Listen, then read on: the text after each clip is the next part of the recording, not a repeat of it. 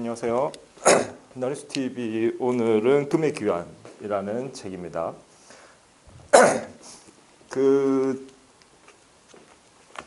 예전에 근본이제 화폐를 썼었죠. 근본이제 화폐를 쓰다가 이제 달러가 이제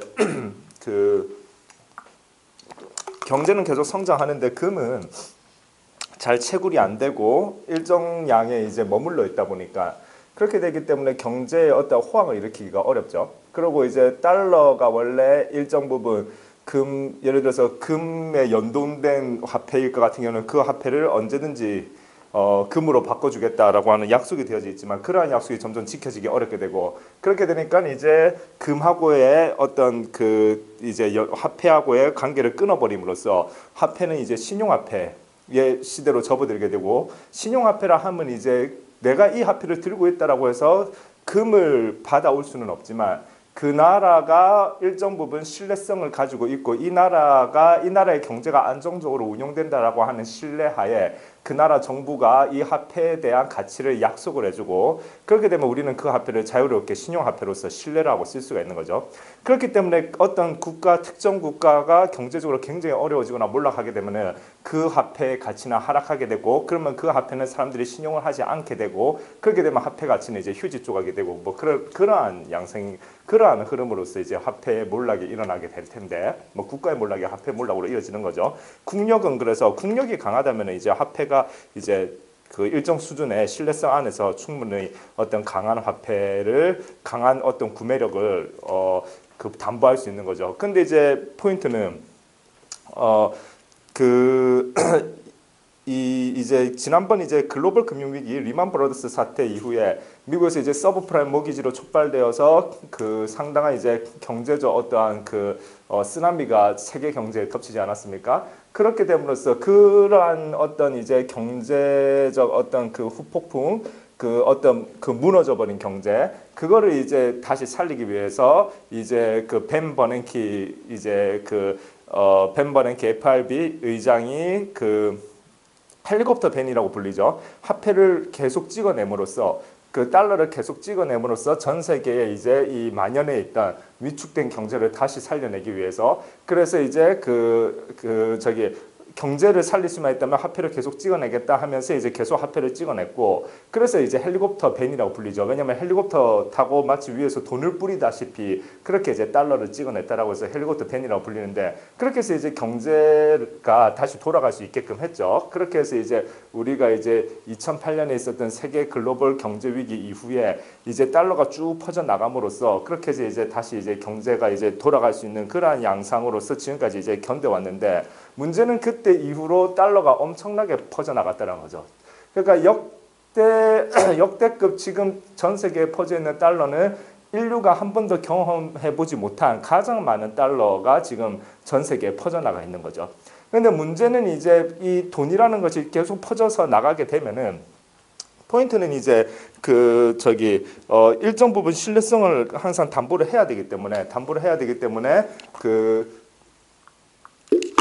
이제 지금 이제 뭐 페드에서 뭐 금리 인상을 한다 이러한 부분들이 계속 이슈가 되지 않습니까? 몇 년 동안 왜냐하면 달러가 계속 이제 퍼져 나갔기 때문에 이제 계속 환율이 낮으면 이제 달러는 계속 퍼져 나가게 될 것이고 결국 계속 퍼져 나가게 되면은 경제학의 기본 법칙 공급이 많으면 결국 가치가 사라지게 되는 거죠. 희소해야 그 가치가 유지가 되는 것이고 그렇기 때문에 이제 다시 건전성을 위해서 달러의 건전성을 위해서 일정 부분 다시 금리 인상을 통해서 세계로 뻗어나간 달러를 다시 안으로 불러들여야 하는 그러한 작업이 이루어져야 되는 거죠. 그러한 작업이 이루어져야 되는데 포인트는 이제 워낙 달러가 많이 나갔고 금리 인상에 대한 어떤 임팩트라는 것이 상당히 강하기 때문에 제가 예전에 읽었던 금리의 역사라는 책을 한번 본 적이 있는데 굉장히 두꺼운 책이었거든요. 근데 지난 역사 동안 금리의 변화가 어떻게 이루어졌는가를 보았더니 정말 금리 변화의 어떠한 추세를 생각을 한다는 것이 뭐랄까요 의미가 없다라고 해야 되나? 그러니까 지금은 금리가 낮은 것이 마치 대단한 상식처럼 느껴지지만은 그거는 지금 시대가 그랬던 거지 반드시 금리가 낮은 것이 어떠한 상식일 수는 없다는 거죠. 금리가 올라가기 시작하면 어디까지 올라갈지 누구도 예측할 수 없다. 금리가 그 금리의 역사라는 흐름을 보면 올라갈 때는 막 10% 이상씩도, 그러니까 한꺼번에 그렇게 올라갔다는 뜻은 아니고, 한꺼번에 그렇게 올라갔다는 뜻은 아닌데, 어찌되었건 금리가 어디 이상은 절대 올라가지 않는다라고 하는 그러한 천장이라는 것이 딱히 존재하기 어렵다라고 보는 것이 더 맞겠구나, 이라는 생각을 제가 했었는데요. 그 금리의 역사라는 책을 읽고 나서. 어찌되었건 그 금리가 이제 올라가게 되면 경제가 상당히 위축되게 되는 거죠. 위축되게 되고, 예를 들어서 신흥시장 같은 경우에는 돈을 많이 빌려가지고 지금 사업이 이루어지고 있는데, 만약에 금리가 올라가게 되면 신흥시장이 무너질 수도 있는 그러한 형태가 되는 거죠. 그렇게 되면 또 예전에 마치 그 우리나라는 글로벌 금융 위기가 원래 더 빡센 위기였지만, 어찌되었건 그때는 이제 그때가 이제 MB 정부 때였죠. 그 통화 스와프를 잘 체결을 해서 달러나 이제 중국이나 한국, 미국, 한국, 중국, 한국, 일본 이렇게 이제 통화 스와프 체결을 잘 해놔서 이제 그 위기를 상당히 이제 무마시키고 갈 수가 있었는데, 우리는 이제 사실은 그 이전에 있었던 아시아 외환 위기인 IMF가 훨씬 더 임팩트 있는 기업으로 남아 있는 거죠. 어찌되었건 갑자기 금리 인상을 통해서 달러가 싹 빠져나가게 되면은, 예전에 우리가 IMF 때 외환 위기를 겪었듯이 굉장히 그러한 그 위기들을 신흥시장들이 겪을 수 있기 때문에, 그렇게 되면 이제 경제가 이제 약한 나라들부터 붕괴되기 시작되는 거죠. 그런데 문제는 아까도 얘기했지만 지금까지 전 세계 달러는 역대급 가장 많이 퍼져나가 있는 상태고, 이 정도 규모로 퍼져나가 있는 달러를 운용해 본 적이 없기 때문에 그거를 다시 이제 걷어들이는 과정에서 어떤 경제적 임팩트나 후폭풍이 있을지는 누구도 예측할 수 없다라는 것이 이제 현재 상황에서의 수많은 사람들의 이제 불안감의 요소가 되지 않나 생각합니다. 그래서 이제 이 저자가 금의 기한이라는 책을 썼어요. 금의 기한이라는 책을 썼는데, 지금 이 저자가 이제 제임스 리카즈라는 분인데, 지금 수많은 경제학자들은 금의 어떠한 가치나 활용에 대해서 애써 무시하고 있다라고 이분은 이야기를 해요. 그러면서 뭐 금 비판론자들이 뭐 유명한 경제학자 이름들이 많이 있네요. 뭐 이를테면 뭐 폴 크루그먼, 페리 아이켄그린, 누리엘 루비니, 마틴 펠드스타인, 뭐 하여간 여기 나온 표현대로 하면은 이제, 그리고 좌파에서 우파에 이르는 모든 이념을 총망라한 이들이 여기에 해당된다. 요렇게 이제 얘기가 되는데,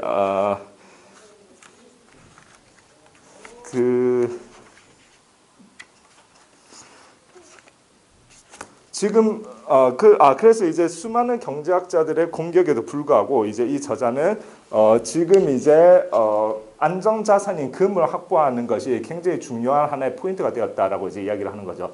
아까도 이야기했듯이 만약에 달러가 어찌됐건 경제가 무너지거나 아니면 달러의 신용성이 이제 상당히 이제 잃게 되면은, 결국에는 어떠한 그 화폐에 있어서 그러니까 염려하는 바가 뭐냐면은, 이제는 단순히 어떤 달러 패러다임이 유지되는 상태에서 뭔가 경제가 올라갔다 내려갔다를 이야기하는 것이 아니라, 아까도 얘기했듯이 달러가 전 역대급으로 가장 많이 퍼져나가 있기 때문에 자칫 잘못하면은 화폐 경제의 어떤 그 붕괴 시나리오를 염려해야 되는 것이 아닌가라고 이제 판단을 하게 되는 거죠. 아니요. 5분만 있다 시작할게. 오케이. 화폐 경제의 붕괴를 이제 붕괴에 대한 불안감을 깔고 있게 되는 거죠. 그래서 만약에 이제 그렇게 되면 그것을 이제 대체할 수 있는 형태가 되는데, 물론 대체할 수 있는 것들이 이제 뭐 그러니까 지금 요새 뭐 비트코인이라던가 뭐 여러 가지 이제 전자화폐라던가 이러한 부분들이 자꾸 이제 그 초점이 맞춰지게 되는데, 그 다음에 또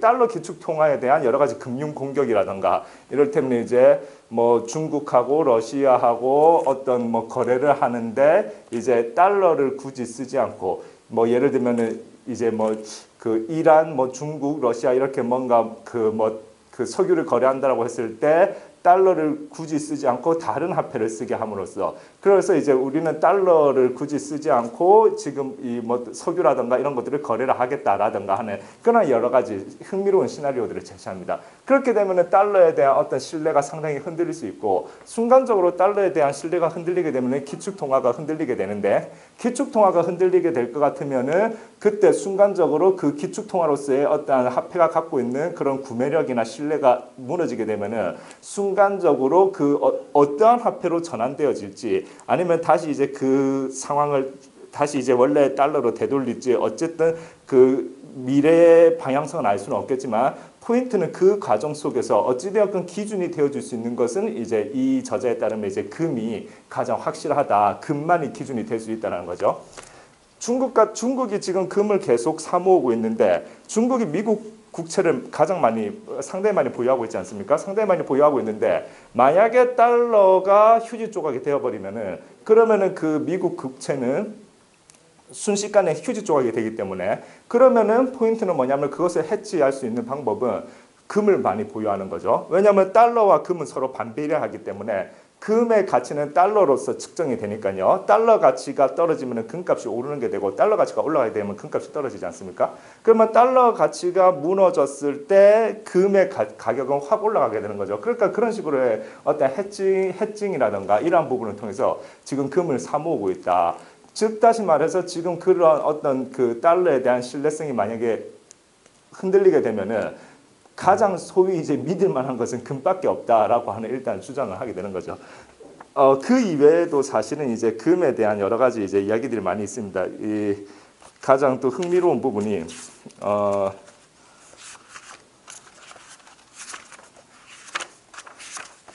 이제 전자화폐 같은 경우에는 만약에 이제 화폐가 이제 어찌되었건 종이 화폐에서 전자화폐로 넘어가게 되면은 전자화폐 같은 경우에는 우리 눈에 보이지가 않죠. 그리고 어떤 여러 가지 해커라든가 이러한 해커들의 공격에 의해서 어쨌든 디지털 사회에서 숫자로만 존재할 수 있는 전자화폐는 순식간에 사라질 수 있다. 그렇기 때문에 그 전자화폐의 어떠한 그 취약성을 보완하기에도 역시 금이 가장 그 확실한 방법이다라고 이제 이야기를 하고 있고요. 그 다음에 이제 이 책을 보면은 그 주기율표 우리가 그 고등학교 때 이제 화학 시간에 주기율표를 배우죠. 주기율표를 통해서 왜 금이 가장 좋은 어떤 가치 교환의 매개체가 되는 소위 금속이 되는지에 대한 설명이 여기에 잘 나와 있어요. 이 부분이 또 굉장히 흥미롭습니다. 이 부분이 굉장히 흥미롭고 또 아까 이야기했던 금융 공격에 대한 시나리오, 그 다음에 사이버 해킹, 사이버 머니에 있어서의 취약점, 이러한 부분들. 그렇기 때문에 어쨌든 지금 그리고 수많은 각국의 나라에서 금을 확보하기 위해서 많이 혈안이 되어 있다는 부분. 그리고 금 시장의 특성상 상당히 지금 어떤 금을 중심으로 해서 여러 가지 파생 시장들이 그 만들어져 있는데 그 부분에 있어서 상당히 이제 좀 조작된 측면이 있다. 그래서 이분은 금을 만약에 보유를 한다면은 은행에서 보장해주는 즉 다시 말해서 종이 증서로서 당신은 금은 보유하였습니다라고 이야기해주는 그러한 것에 그 거래에 대해서 그 거래를 통해서 이렇게 금을 보유했다라고 생각할 것을 권하는 것이 아니라 진짜 이제 금을 보유하는 실물금을 보유해야 된다. 그러니까 종이로서의 금은 사실은 이제 역시나 이제 그 은행이라던가 그러한 부분에 있어서의 신뢰성이 무너져 버리면 같이 사라져 버릴 것이기 때문에 왜냐하면 종이금이라고 하는 것은 이게 금이라고 할 것 같으면은 내가 금을 하나만 갖고 있어도 이제 은행에 이게 금이 있어요라고 있지만은 우리가 은행에는 그 그 지급 준비율이 있지 않습니까? 그러니까 돈을 누가 은행에 맡기면 그 돈을 그대로 갖고 있는 것이 아니라 계좌에 찍히고 그 돈의 나머지 100%는 아니지만 상당수가 다시 다른 사람한테 빌려주지 않습니까? 그러한 형태로 지금 종이금은 이루어지고 있기 때문에 사실은 종이금은 위기가 왔을 때 아무런 대체 여기서 종이금은 이제 그러니까 이제 금은 샀지만은 서류상으로 내 금이 있음이라고 되어 있는 서류상의 그 증서를 이야기하는 거죠. 그거는 큰 의미를 부여하기 어렵다. 그러니까 실물금을 반드시 확보를 해야 한다라는 그러한 주장을 해주고 있습니다. 상당히 재미가 있고요. 뭐 이 밖에도 알찬 내용들이 많이 있죠. 지금 바빠서 시간이 없어서 조금 스피디하게 이야기를 하다 보니까 많은 부분을 이제 그 요약해드리지는 못했고 그 포인트만 되는 부분만 말씀을 드렸는데 어쨌든 금의 기한 지금 시점에서 반드시 우리가 한 번쯤 봐야 될 그런 책이라고 생각합니다. 감사합니다.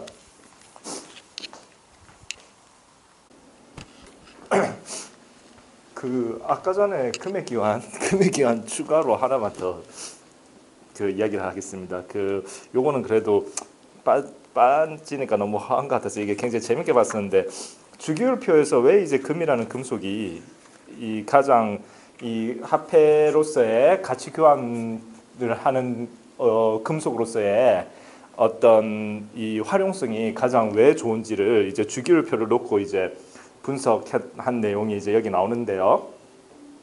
런던 대학의 화학과 교수인 안드레아 셀라와 진행한 인터뷰에서 셀라 교수는 주기율표를 상세히 재검토하며 지구상에 알려진 모든 원자 구조 중에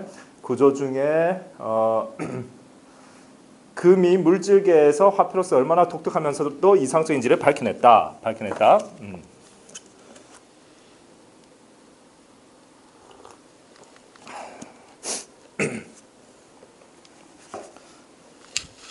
셀라 교수는 능숙하게 진행하면서 시청자들을 이끌고 주기율표 여행을 떠났다. 그는 우주에 존재하는 물질 대부분이 화폐로서 걸맞지 않음을 보여준 다음 몇몇 원소만이 적합한데 그 중에서도 목적에 거의 완벽하게 부합하는 원소로 금을 지목했다.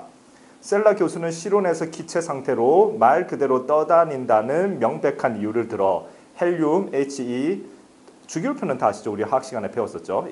그 화학 성분들 나와 있는 주기율표를 상상하면서요. 그 다음에 아르곤, 물론 저도 문과지만 아르곤, Ar, 네온, Ne을 포함해 주기율표 오른쪽에 위치한 원소 10개는 고려할 가치조차 없다며 화폐로서의 가능성을 바로 일축했다. 화폐로서 기능을 전혀 수행하지 못한다는 것이다. 그렇죠? 지금 실온에서 기체니까요. 기체 화폐를 쓸 수는 없으니까. 이외에 실온에서 액체 상태를 띠며 기체와 마찬가지로 실용적이지 못하다는 이유로 수은 Hg, 그 다음에 수은과 브롬 Br 역시 후보에서 탈락했다. 비소 AS는 독성을 지녔기 때문에 불합격이다. 셀라 교수는 이어서 마그네슘, Mg, 그 다음에 칼슘, Ca, 나트륨, Na 등 알칼리성을 띠는 12개 원소가 있는 주기율표 왼쪽으로 이동했다. 이들도 물에 닿으면 용해되거나 폭발하기 때문에 화폐로서 기능을 할 수 없다. 비를 맞아 돈이 녹아버린다면 비 오는 날은 저축하는 날이 되어야 할 것이다. 다음 우라늄, U, 플루토늄, Pu, 그거랑 토륨, TH는 방사성 물질이라는 단순한 이유로 불합격했다. 암을 유발할 수 있는 돈을 갖고 다니고 싶은 사람은 아마 아무도 없을 것이다. 또 방사능 원소 중에 아인슈타인륨, ES처럼 실험실에서만 만들어지는 13개 원소는 만들어진 순간 분해된다. 역시 화폐로 쓸 수 없죠. 다른 원소들 대부분이 특정 자산으로 기능하는 화폐로는 부적합하다. 철 Fe, 나 구리 Cu, 나 Pb는 녹슬거나 부식되는 성질 때문에 결선 진출에 실패했다. 중앙은행이 돈의 가치를 떨어뜨리는 불상사가 발생할 수 있지 않겠는가. 화폐 가치가 떨어지는 것을 좋아할 사람은 아무도 없다. 그렇죠. 녹슬게 되면 가치를 잃게 될 테니까요. 로라트와 셀라 교수는 주기율표 여행을 계속했다. 알루미늄 Al은 너무 약해 동전으로 만들 수 없었고 반면 티타늄 Ti는 너무 단단해 고대 문명에서 원시 도구를 갖고 재련하기가 불가능했다. 이렇게 한바탕 거르고 나니 화폐로서 이용 가능한 후보 원소 8개가 남았다. 주기율표 중앙에 자리한 원소들로 이리듐, 오스뮴, 루테늄, 백금, 팔라듐, 로듐, 은과 금이다. 기금속이라고도 하는 이들은 모두 희귀 원소다. 그런데 은과 금만이 실제 통화 공급량을 감당할 수 있을 정도의 양을 보유했을 뿐 나머지 원소들은 모두 극도로 희귀한 원소로 화폐의 역할을 할 수 없으며 비등점이 지나치게 높아 추출하기도 어렵다. 그 다음에 영광스럽게도 금, Au, 금이 다른 후보를 제치고 최종 후보가 된 것이다. 공기에 노출되면 녹색으로 바뀌는 구리를 제외한 다른 금속들은 모두 은빛을 띈다. 화폐가 꼭 아름다워야 하는 건 아니지만 금이 모든 시험을 멋지게 통과한 데는 외관 또한 중요한 역할을 했음을 간과할 수 없다. 어쨌든 주기율표에서 이러한 어떤 분석들을 통해서 보면은 금이 가장 화폐로서 적합하다라는 어떠한 그 결론을 낼 수 있다는 그런 재미난 분석이 있어서 요것까지 덧붙이겠습니다. 감사합니다.